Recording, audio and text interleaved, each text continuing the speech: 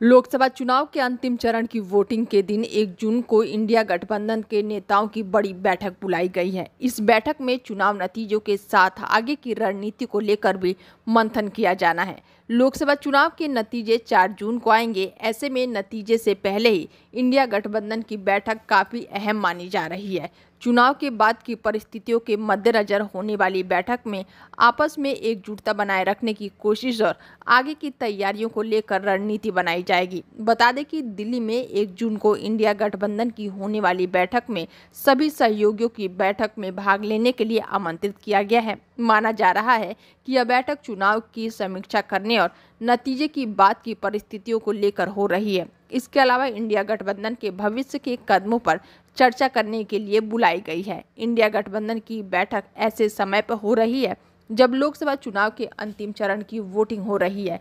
इतना ही नहीं, तमाम सियासियों का मानना है कि बीजेपी पिछले चुनाव से कम सीटें पा सकती है। हालांकि बीजेपी ने 400 पार का नारा दिया है और दावा किया जा रहा है कि एनडीए गठबंधन तीसरी बार सरकार बनाएगा। वहीं कांग्रेस और इंडिया गठबंधन के नेता दावा कर रहे हैं कि एनडीए बहुमत हासिल नहीं कर पाएगा और इंडिया गठबंधन की सरकार बनेगी। कांग्रेस के अध्यक्ष मल्लिकार्जुन खड़गे से लेकर राहुल गांधी, आम आदमी पार्टी के प्रमुख अरविंद केजरीवाल, सपा प्रमुख अखिलेश यादव और आरजेडी नेता तेजस्वी यादव सहित विपक्षी नेता इंडिया गठबंधन की सरकार बनने की बात कह रहे हैं। इंडिया गठबंधन की बैठक को लेकर सभी के मन में एक ही सवाल है कि चुनावी नतीजों से पहले विपक्षी नेताओं की बैठक क्यों हो रही है।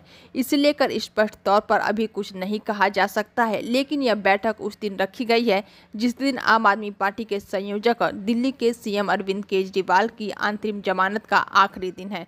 केजरीवाल को सुप्रीम कोर्ट ने 1 जून तक की ही अंतरिम जमानत दी है और 2 जून को सरेंडर करना होगा। हालांकि सीएम केजरीवाल ने अपने जमानत की अवधि को 1 सप्ताह और आगे बढ़ाने के लिए कोर्ट में गुहार लगाई थी। अरविंद केजरीवाल की पार्टी इंडिया गठबंधन के प्रमुख घटक दल में से एक है। केजरीवाल को आम आदमी पार्टी ने दिल्ली, गुजरात, गोवा, चंडीगढ़ और हरियाणा में कांग्रेस के साथ गठबंधन में लोकसभा चुनाव लड़ा, जबकि कांग्रेस में दोनों अलग अलग लड़ रहे हैं। माना जा रहा है कि इस बार आम आदमी पार्टी पिछले चुनाव से बेहतर नतीजे लाने में सफल रहेगी। ऐसे में केजरीवाल की भूमिका चुनाव के बाद काफ़ी अहम होने वाली है। इसलिए उनके जेल जाने से पहले उनकी मौजूदगी में इंडिया गठबंधन के शीर्ष नेता बैठक कर भविष्य की रणनीति पर मंथन कर लेना चाहते हैं। बता दें, 2024 के लोकसभा चुनाव में किसी भी दल के पक्ष में कोई लहर नहीं देखी जा रही है। राजनीतिक विशेषज्ञों की माने कि अलग अलग राज्य में अलग अलग तरह की राजनीतिक लहर देखने को मिल रही है।